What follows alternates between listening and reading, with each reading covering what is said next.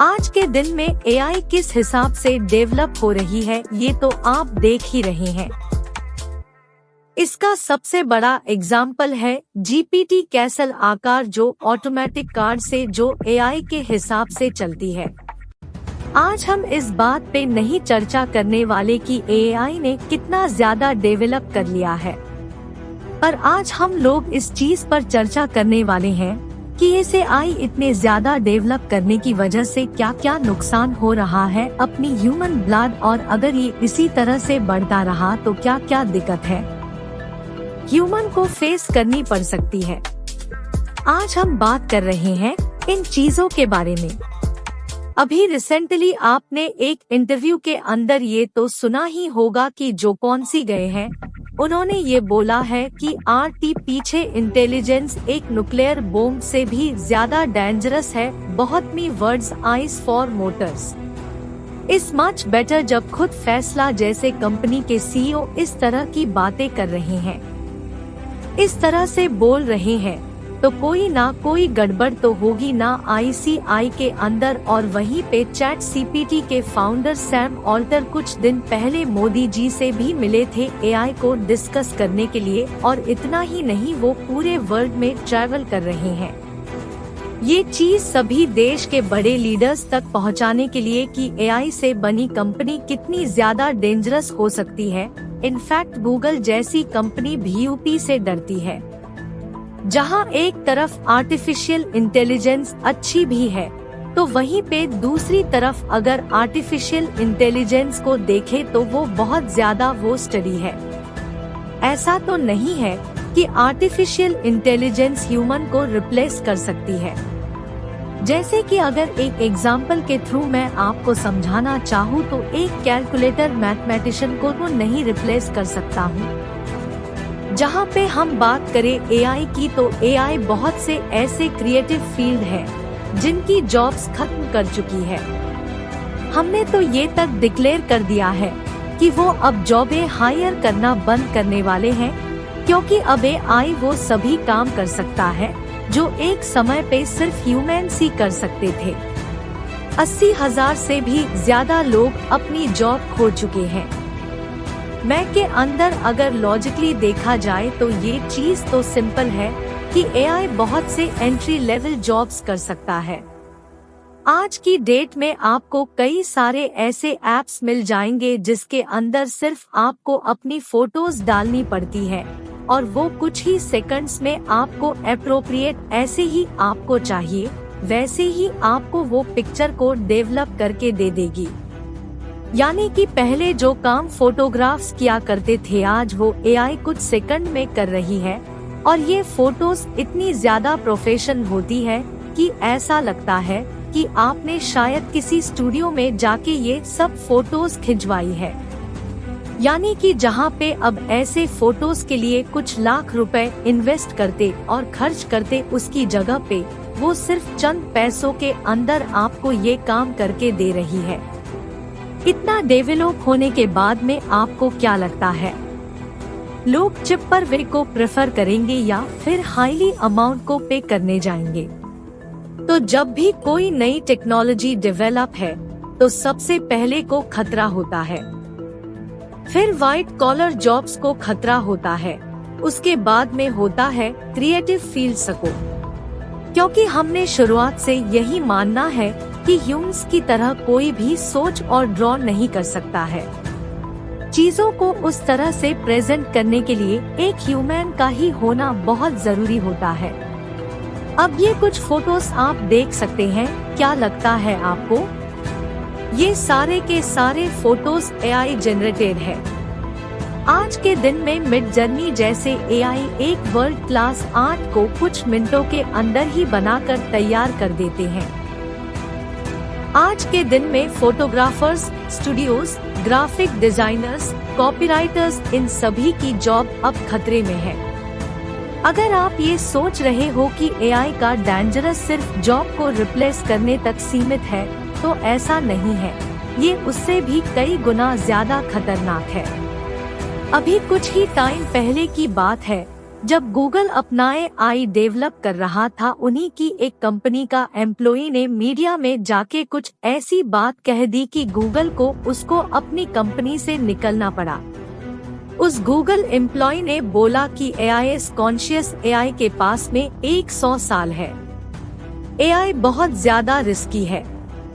But इसके पीछे का कारण क्या था, जिसके पीछे का मेन कारण था ट्रॉली प्रॉब्लम। अब आपको मैं थोड़ा सा ट्रॉली प्रॉब्लम के बारे में बता देती हूँ।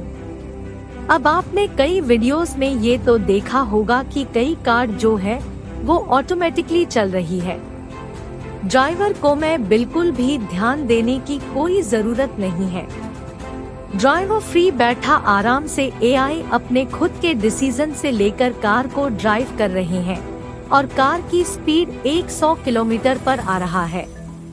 अब मान लो सडनली उस कार के सामने तो बच्चे आ जाते हैं और उन बच्चों को बचाने का सिर्फ एक ही रास्ता है कि उसको दूसरी साइड में मोड़ लिया जाए। पर दूसरी साइड से सामने से एक ट्रकार आए। ऐसे में AI को क्या डिसीजन लेना चाहिए? अगर बाई चांस ऐसे कंडीशन में उसकी टक्कर होती है तो ड्राइवर का बचना तो इम्पॉसिबल है। ऐसे सिचुएशन क्या करना चाहिए? किसी पे साल 1967 में एक फिजियोलॉजिस्ट ने ऐसे ही सिचुएशन को ट्रॉली प्रॉब्लम में डाला था। अब आप सोच रहे होंगे यहाँ पे ह्यूमन और AI में क्या डिफरेंस है? फिर डिफरेंस इज रिस्पॉन्सिबिलिटी। अगर बाई चांस इंसान का एक्सीडेंट होता है और वो नहीं बचता है तो उस चीज के रिस्पॉन्सिबिलिटी कौन लेगा? अगर बाई चांस गाड़ी ड्राइवर चला रहा होता तो वो कुछ भी करता, उसमें जिम्मेदारी उसको खुद को लेनी पड़ती। बट अगर गाड़ी ड्राइवर नहीं चला रहा है, वो AI की हेल्प से चल रही है, तो उसकी रिस्पॉन्सिबिलिटी लेने वाला कौन है? और इससे भी ज्यादा जरूरी सवाल, AI को क्या करना चाहिए? ये डिसाइड कौन करेगा? AI को बनाने वाला इंजीनियर या फिर AI को ऑन करने वाली कंपनी या फिर वो इंसान जो उस गाड़ी के अंदर बैठा है, जिसने अपने पैसे दिए हैं उस गाड़ी को लेने के लिए? ये एक ऐसा क्वेश्चन है जिसका जवाब अब तक तो इंसानों ने ढूंढा नहीं है। ये तो सिर्फ एक प्रॉब्लम की बात हो रही है। वैसे देखा जाए तो बहुत सी ऐसी प्रॉब्लम है। जितनी भी कंपनियां AI को ऑन करती हैं, उनको इस चीज के ऊपर डिस्कशन करना चाहिए। फ्यूचर ऑफ लाइफ इंस्टीट्यूट ने एक ओपन लेटर जिसका टाइटल है वो जॉइंट एक्सपेरिमेंट्स इन फैक्ट, जिनमें चैट से पेटी जैसी AI को डेवलप किया है। उनका खुद का ये कहना है कि जब तक रेगुलेशंस नहीं आ जाते हम AI को डेवलप करने से स्टॉप कर देना चाहिए। आज के दिन में सिर्फ गूगल ओपन ही ऐसे कंपनी नहीं है जो AI को डेवलप कर रही है, बल्कि और भी बहुत सारे अलग अलग ऐसे कंपनी है जो AI को अलग अलग चीजों के लिए डेवलप कर रही है। और ये तो आप जानते हैं कि सब कंपनीज के इंटेंशन अलग अलग ही होते हैं। ये एक बोट है जो कि 1 मिलीमीटर से भी ज्यादा छोटा रोबोट है। सर, इसकी खासियत के बारे में जब आपको बताऊंगी तो आपके होश उड़ जाएंगे। ये दुनिया का सबसे पहला लिविंग रोबोट है। इसकी खासियत ये है कि ये खुद को रिप्रोड्यूस कर सकता है। एक छोटा सा अपने आसपास ढूंढता है और उन्हें अपने मुंह में रख लेता है और कुछ ही दिनों बाद में हम देखेंगे कि एक और जीनोबोट का जन्म हो चुका है। पैसे तो ये डेवलप मेडिकल पर्पस के लिए हो रहा है कि मदद से ऐसे रोबोट्स जहाँ पे आपके बॉडी में दिक्कत है वहाँ पे मेडिसिन पहुँचाने का काम कर सकते हैं।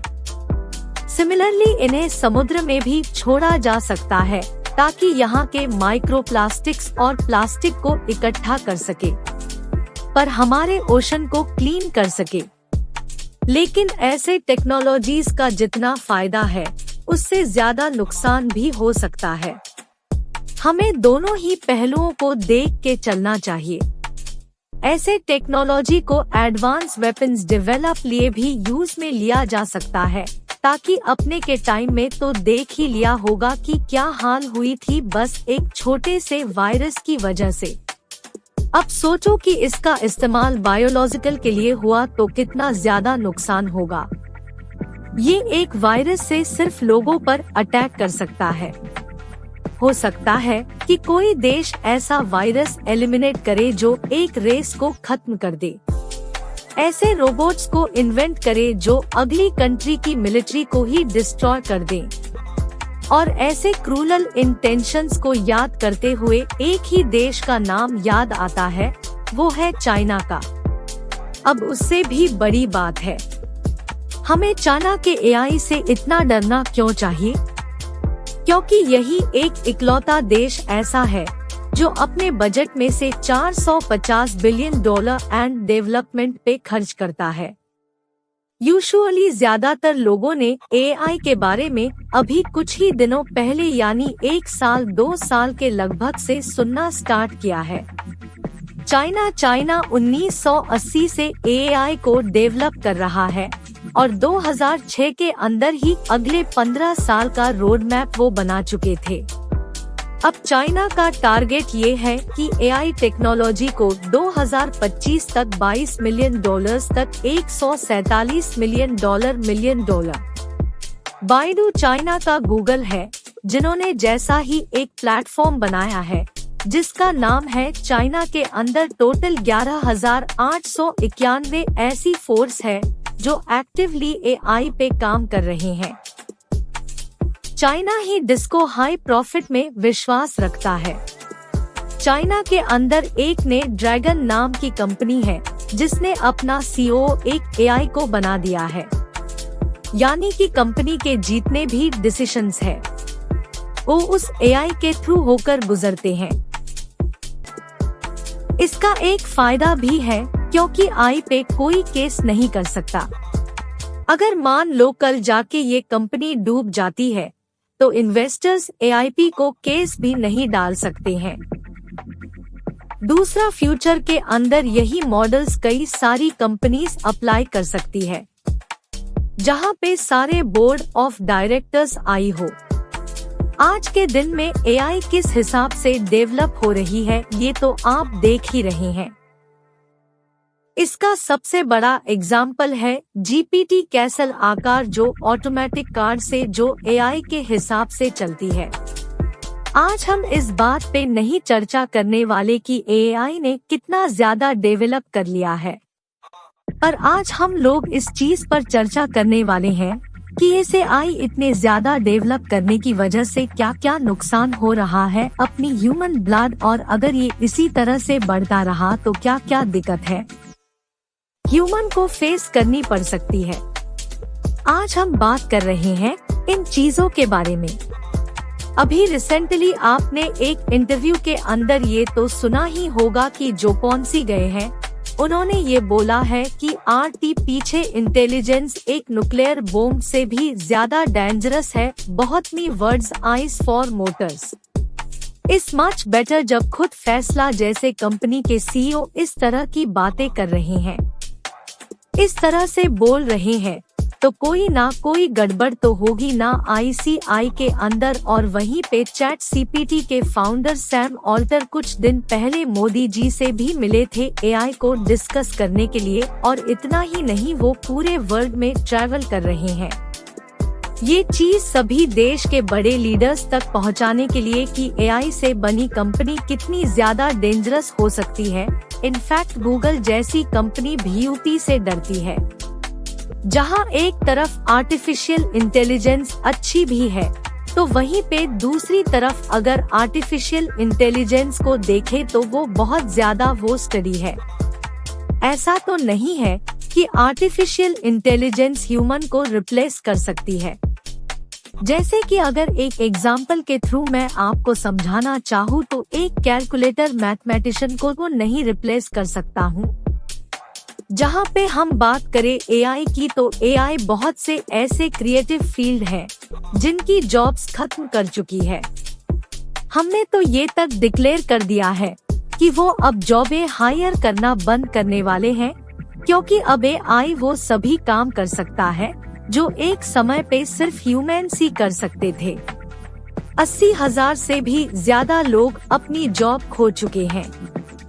मैं के अंदर अगर लॉजिकली देखा जाए तो ये चीज तो सिंपल है कि एआई बहुत से एंट्री लेवल जॉब्स कर सकता है। आज की डेट में आपको कई सारे ऐसे ऐप्स मिल जाएंगे जिसके अंदर सिर्फ आपको अपनी फोटोज डालनी पड़ती है और वो कुछ ही सेकंड्स में आपको एप्रोप्रिएट ऐसे ही आपको चाहिए वैसे ही आपको वो पिक्चर को डेवलप करके दे देगी। यानी कि पहले जो काम फोटोग्राफ्स किया करते थे आज वो एआई कुछ सेकंड में कर रही है और ये फोटोज इतनी ज्यादा प्रोफेशनल होती है कि ऐसा लगता है कि आपने शायद किसी स्टूडियो में जाके ये सब फोटोज खिंचवाई है। यानी कि जहाँ पे अब ऐसे फोटोज के लिए कुछ लाख रुपए इन्वेस्ट करते और खर्च करते उसकी जगह पे वो सिर्फ चंद पैसों के अंदर आपको ये काम करके दे रही है। इतना डेवलप होने के बाद में आपको क्या लगता है, लोग चिप पर वे को प्रेफर करेंगे या फिर हाईली अमाउंट को पे करने जाएंगे? तो जब भी कोई नई टेक्नोलॉजी डेवलप है तो सबसे पहले को खतरा होता है, फिर व्हाइट कॉलर जॉब्स को खतरा होता है, उसके बाद में होता है क्रिएटिव फील्ड्स को। क्योंकि हमने शुरुआत से यही मानना है कि ह्यूमंस की तरह कोई भी सोच और ड्रॉ नहीं कर सकता है। चीजों को उस तरह से प्रेजेंट करने के लिए एक ह्यूमन का ही होना बहुत जरूरी होता है। अब ये कुछ फोटोज आप देख सकते हैं, क्या लगता है आपको? ये सारे के सारे फोटोज एआई जनरेटेड है। आज के दिन में मिड जर्नी जैसे एआई एक वर्ल्ड क्लास आर्ट को कुछ मिनटों के अंदर ही बनाकर तैयार कर देते हैं। आज के दिन में photographers, studios, graphic designers, copywriters, इन सभी की जॉब अब खतरे में है। अगर आप ये सोच रहे हो कि एआई का डेंजरस सिर्फ जॉब को रिप्लेस करने तक सीमित है तो ऐसा नहीं है, ये उससे भी कई गुना ज्यादा खतरनाक है। अभी कुछ ही टाइम पहले की बात है जब गूगल अपना एआई डेवलप कर रहा था, उन्हीं की एक कंपनी का एम्प्लॉई ने मीडिया में जाके कुछ ऐसी बात कह दी कि गूगल को उसको अपनी कंपनी से निकलना पड़ा। उस गूगल एम्प्लॉय ने बोला कि एआई कॉन्शियस एआई के पास में 100 साल है, एआई बहुत ज्यादा रिस्की है। बट इसके पीछे का कारण क्या था? जिसके पीछे का मेन कारण था ट्रॉली प्रॉब्लम। अब आपको मैं थोड़ा सा ट्रॉली प्रॉब्लम के बारे में बता देती हूँ। अब आपने कई वीडियोस में ये तो देखा होगा कि कई कार जो है वो ऑटोमेटिकली चल रही है, ड्राइवर को मैं बिल्कुल भी ध्यान देने की कोई जरूरत नहीं है। ड्राइवर फ्री बैठा आराम से एआई अपने खुद के डिसीजन से लेकर कार को ड्राइव कर रहे हैं और कार की स्पीड 100 किलोमीटर पर आ रहा है। अब मान लो सडनली उस कार के सामने तो बच्चे आ जाते हैं और उन बच्चों को बचाने का सिर्फ एक ही रास्ता है कि उसको दूसरी साइड में मोड़ लिया जाए।